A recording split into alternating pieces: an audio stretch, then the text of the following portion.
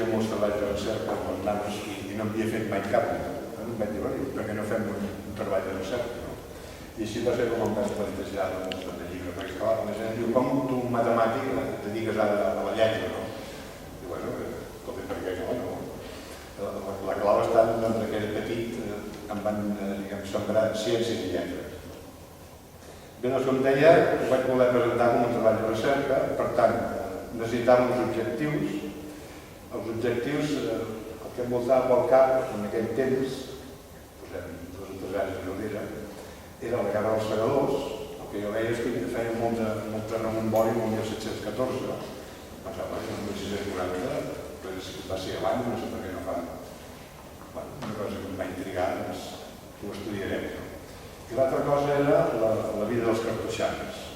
Jo quan dels 10 als 17 anys vaig estar, no es deia intern,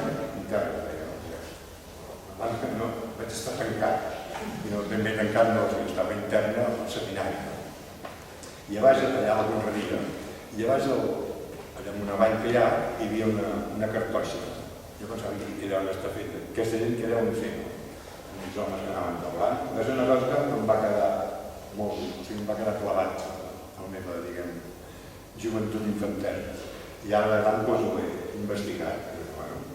Ara ja vaig servir d'això. I després hi havia un tercer objectiu, que aquest era més aviat una filla, que era, m'he agradat molt la manera de viure la gent en èpoques anteriors. Doncs aquests 3 objectius són els que ens vam proposar per poder fer el llibre aquest. Com a treball de recerca, un cop ja tenen els objectius, llavors ve el treball. El treball va ser fer l'obra aquesta, abraça des del 1610 fins al 1660, després del Tractat dels Pirineus. Llavors hi apareixen, no us l'explicaré, si només us el contejo, encara que algun de vosaltres ja em consta que l'hem llegit. Del 1610 comença amb l'avi Pasqual i la seva filla Laia, en un mas d'aquí Sant Boi. No em pregunteu on, l'hem suposat a la del riu. La Laia aquesta coneix un cavatx, que m'hi deien abans, que és la gent que venia de França, de Llenguadoc. En fi, es casen, tenen fills, normalment passa. Un dels fills és el Damià, el nostre superhéroe del segle XVII. I doncs el Damià també se'n va a la cartoixa, surt, es casa, té uns fills i surt el diferent. És a dir, les 4 generacions queden més o menys descrites, o hem intentat que quedessin descrites aquí. Dintre de la novel·la aquesta, l'objectiu en si que era, tot això que ha explicat ell, mirar de pintar-ho de color de rosa. I clar, si t'has d'empassar això 500 i pico pàgines, al final, com a historiador no, com a científic, doncs treus fum, no? No sé què, en canvi, si ho pintaven així de color de rosa, doncs va colant, no? I diu algun exemple que he llegit, que si m'he llegit, sense donar-te, doncs al final acabes empassant tota la Guerra dels Segadors, no? D'això es tractava. Bé, aleshores,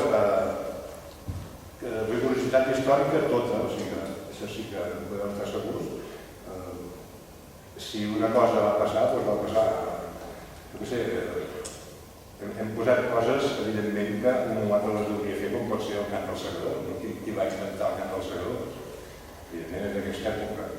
Diuen algunes fonts que he pogut consultar que va ser Can Salgado, que és provincial, que és un mas que hi ha darrere del lloc. Allà en aquell mas, en aquell temps, va ser on es va més o menys coure el cant dels Segadors. Llavors, deia rigorositat històrica, hem intentat seguir-la al peu de la lletra. Per ser més exactes, vam agafar el dietari de la Generalitat, que ja n'hi havia, dia per dia, i més o menys passava això, perquè nosaltres ho pintàvem del manera que fos, però ja passava. Ha sigut una cosa rigorosa. Pel que fa als cartoixans també, he estat molt ben acompanyat pel pare Josep Maria Canals, que m'ho va deixar. I bé, personatges, diu la gent, els personatges són reals o ficticis? En principi, els que són, si són del poble Àries, doncs eren poble Àries, El Damià suposo que devia ser fictici, però potser sí que va existir. Com que no tenia escriptors, ho podem suposar. Els fets reals són reals, els que són reals. El bon lector ja sabrà quan això deu anar de conya o això no. Dintre de la conya hem intentat també ser una mica rigorosos. Hem consultat també escriptors d'aquests històrics, com el John Eliot, el Sanabra, el Francesc Xavier Hernández i biblioteques i una pila de coses. Curiositats que hem descobert moltes, una cosa, com per exemple el glaç, que tothom ha sentit a parlar del glaç i més que menys ha visitat una llava bisbal o algun lloc d'aquest, no? Doncs el glaç és una cosa ben normal, si anaves a fer un cubata al segle XVII és el més normal que hi havia al món. No hi havia Coca-Cola, però hi havia el Fendal, la cosa fresqueta la tenies. Era una obligació des del 12 de maig fins al 14 de setembre que els hostals tinguessin glaç. Si no, doncs els multaven. Això al segle XVII, i això diguem escrit en lletra d'aquella. No és que s'ho han inventat, en llibres d'aquests històrics que es veu que és de l'home. Una altra cosa que ens va sobtar molt va ser els encants, una cosa que deien els encants, i que també és ben curiosa, que és quan es moria algú, agafaven tot el que tenia i llavors feien una miqueta de tenderete i ho posaven a la venda. Clar, la bona es filma, no? Com deien les constitucions catalanes abans el règim matrimonial i aleshores feia gràcia perquè llegies dintre de la paradeta que hi havia dues camises brutes, hi havia 3 camises foradades, es deien coses autèntiques. També això m'ho vaig agafar en la veia perquè jo pensava que eren els promotors de fer alguns sampats a peu, em portava ja no sé quants, ja estava ja com orgullós, no? I resulta que no, al segle XVII ja feien uns sampats a peu i ja feia anys que se'n feien. Fins hi ha una sèrie de curiositats que les hem intentat també anar vestint amb canviar i complir. De conclusions. Pel que fa a les conclusions del treball de recerca, la primera, sempre ho diem la primera, però seria mira, que és que la història és una cosa que és molt subjectiva. És a dir, segons llegeixes un autor o llegeixes un altre, en el cas de la Guerra dels Segles, sembla que parlin de guerres diferents. En aquell temps els exèrcits duien els seus escriptors i explicaven com anava la cosa. Tant els castellans com els catalans els compares i evidentment no s'assemblen res. Com ho fas? Llavors no puc mitjar, que tot estigui content i està sempre intentant escombrar una mica cap a casa, això sí. Però vaja, és molt subjectiva. Com a segona conclusió, i aquí sí que a tot arreu anem exposant el llibre, incitem a la gent que faci l'educamenta, que és que pensem que no hi ha prou respecte pel president Baltolari. És un home que va lluitar pel seu país, per la seva gent, per la seva llengua, i concretament el 1636 el Concili de Tarragona va intentar, perquè des de Madrid volien que els sermons, per exemple, es fessin en castellà. Clar, la gent llavors tothom anava a missa els diumenges i missa era una cosa. Clar, l'home els va fer veure que si feu sermons en castellà la gent de castellà no en sap. No, ja els altres, bueno, si no en saben ja hem entrat, total, l'home almenys ho va aconseguir. Des que va ser president va lluitar juntament amb en Tamarit per les nostres tradicions, els nostres costums, les nostres constitucions, i el poble va morir en exiliat. I aleshores l'únic que hi ha, i no tots els pobles, és un carrer cap a les vores. Aquí tenim, per exemple, el parc mòbil, allà on hi ha la Sant Boiana. Entre Vilers, el carrer Baltolari, li hauríem posat que no hi havia moments. No sé, des d'aquí invitar-nos a que fem una mica de la llista de col·locar en Baltolaris al lloc que li correspon. Com ha dit ell també, fou el primer que ha declarat la Primera República Catalana, que sembla que hi ha hagut 5 intents fins ara, no sé si el que tindrem aviat fructificarà o no, que encara Com a segona conclusió, tercera, vaja, el tema de la solidaritat, la solidaritat aquesta famosa. En aquell temps del segle XVII ja eren solidaris i molt, perquè la proporció d'habitants era 20 de Castella per un de Catalunya. Si la proporció aquí hi havia un test Canet, hi havia 50.000 coses, havien quedat 4 gats, no, la proporció era de 20 a 1. A l'hora de pagar era de 4 a 1, és a dir, cada català havia de pagar per 4 de Castella. Per tant, ja començàvem, ja exercíem el de ser solidaris. Una altra conclusió, que és que, tornant a insistir en això del 1640, sense treure importància del 1714, però sí que haguéssim pogut donar una mica més d'importància del 1640, quan el diumenge passat va fer 375 anys, clar. Jo és que s'ha agafat els 300 anys perquè és un nombre rodó, però també el 375 també és bastant rodó. No entenc doncs per què no s'ha donat la importància d'aquests 375 anys. És més, l'himne que cantem, doncs, quan estem revolucionats, el himne dels segadors, no és del 1714, és del 1640. Entre parèntesis, l'himne dels segadors, la manera de promoure'l va ser també bastant ingènua, ja que la música de la cançó aquesta sembla ser treta d'una cançó eròtica que es cantava en aquells temps. Doncs van dir, com que la gent ja se sap la musiqueta, és qüestió de posar-hi la lletra i ja està. I així va ser com va funcionar. També en aquest cas, treure's el barret davant d'aquests homes i dones, que avui en dia és molt complicat, els cartoixans. Els cartoixans són, suposo que la majoria de gent sap que és un cartoixat. Els cartoixans són homes que estan tancats en uns monestirs, han fet el vot de pobresa d'aquesta edat i d'obediència, i no tenen res de res, tot i que el 1640 la cartoixa en concret de Montalegre, que està allà a Tiana, que està a Badalona, Tiana, tenia des de Mar fins al cantó del Vallès, totes les terres aquelles eren secs. Aquests capellans anaven regats de calés. Bé, ells com a persones tenen el vot de pobresa, per tant, res de res, que diu, bueno, llavors hauríem de menjar molt bé, de menjar molt bé, doncs tampoc és el cas. No passa res. Quan estava a classe sempre deia so que sordeix i no he sentit res. Ara m'ha de concertar un dia. Del menjar. Llavors, els cartoixans, per exemple, no esmorzen. Clar, la gent diu, home, llavors ha sortit al Facebook no sé què de l'esmorzar del cartoixat. Els cartoixans no esmorzen, dinen i sopar l'únic que fan és una miqueta de sopa de tortuga. La famosa sopa de tortuga és una sopa cartoixana. Donat que els cartoixans no poden menjar carn, doncs un es pregunta com deuen fer la sopa de tortuga. Si agafen la tortuga amb un butllet i estan posant l'aigua allí, o com ho deuen fer. No, aquesta vessant no l'hem treballat. Però bé, els cartoixans, diguem, de menjar bé, tampoc mengen bé. Els divendres van a pallar aigua, i els dos en dia pallar aigua.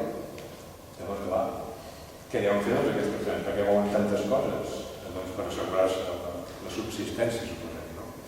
Doncs no, perquè la gràcia, diguem, és que a la cartoixa aquesta concreta de Montalegre, de vegades s'hi replegaven 600 persones de bon matí a menjar una miqueta.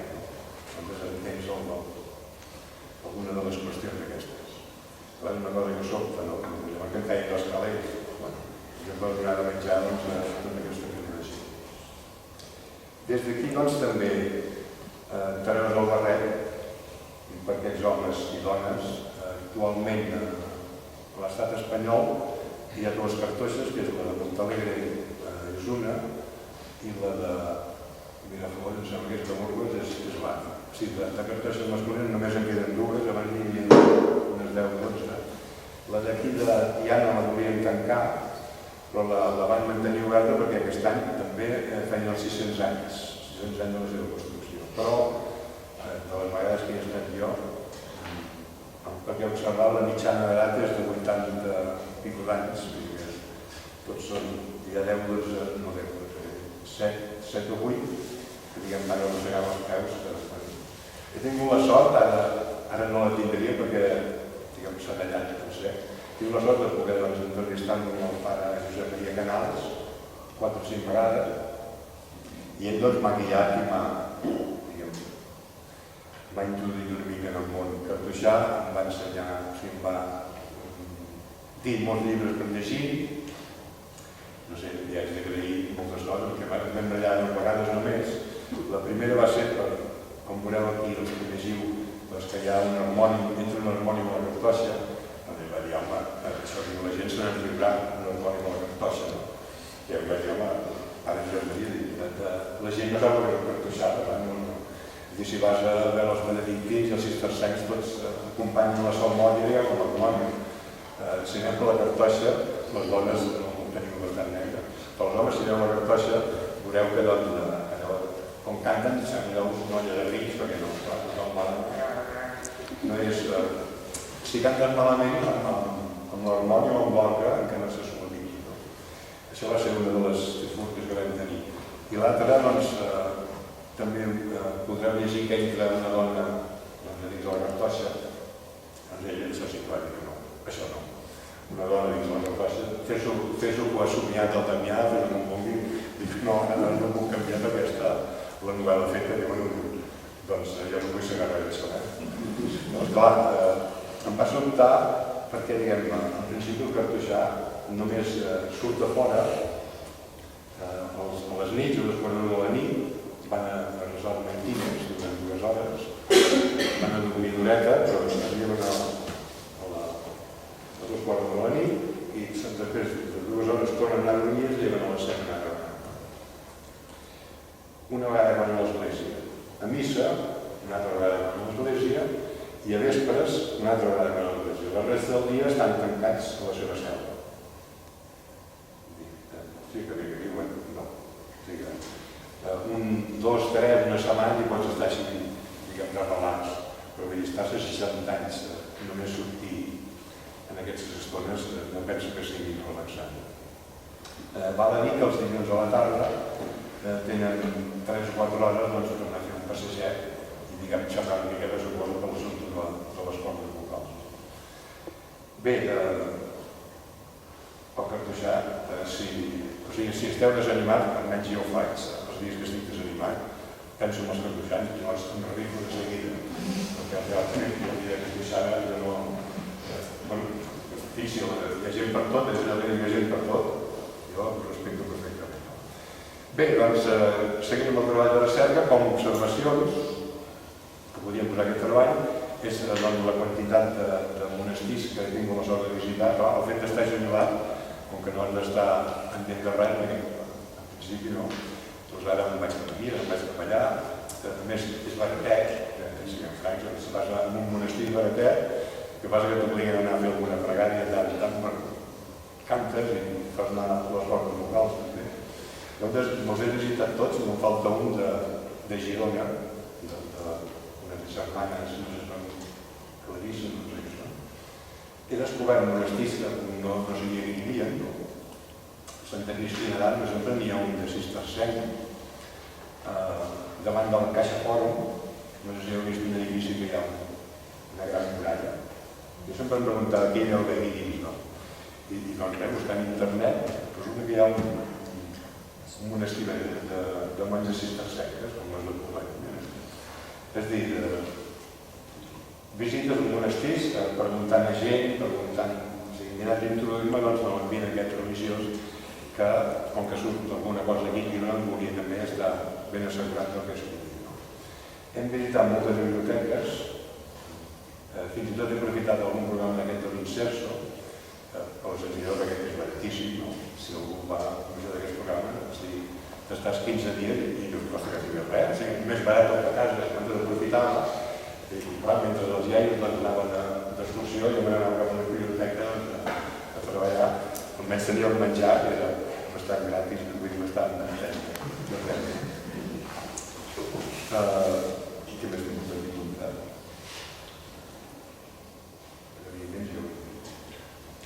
Valor afegit que tenim en aquell llibre, que l'hem fet una filla mitjana i jo, són dues generacions diferents, són dues maneres de veure diferents, d'un home i d'una dona.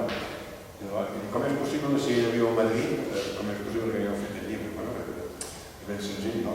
Si el llibre és d'aquí a aquí, doncs vam dir d'aquí a aquí tu i d'aquí a aquí jo. Doncs clar, quan jo vaig acabar, dic, bueno, no tens nena. Vaig molt avalat amb la feina i tal, vaig agafant, la meva part anava augmentant, la seva anava disminuint, però bé, al final què va passar? Ella va ser, diguem, la jutgessa, no? Doncs clar, agafava els trossos que havia escrit, me'ls m'aixecava, i jo em rebotava, ella es rebotava, i al final arribava a ser salvats pel factisme, i suposo que al final podria quedar més o menys bé. I bé, la nostra intenció al fer aquest llibre no és fer-nos rics. A part que ho sapigueu, cada llibre d'aquests hem de pagar €1 al MoMA, al Museu de Nova York, perquè resulta que quan una obra fa més de 100 anys que està feta, i el quadre aquest fa més de 100 anys, en principi és lliure de circulació, però es veu que el MoMA tenia els drets no sé com s'ho van fer. Ens en vam enterar quan ja estava la campatge, per evitar disgustos. Bé, com deia, no ha sigut la nostra intenció fer-nos rics amb això, perquè vull dir, fer-nos rics malament tenim, sinó, totes les moltes coses que almenys jo personalment he après, per intentar transmetre-les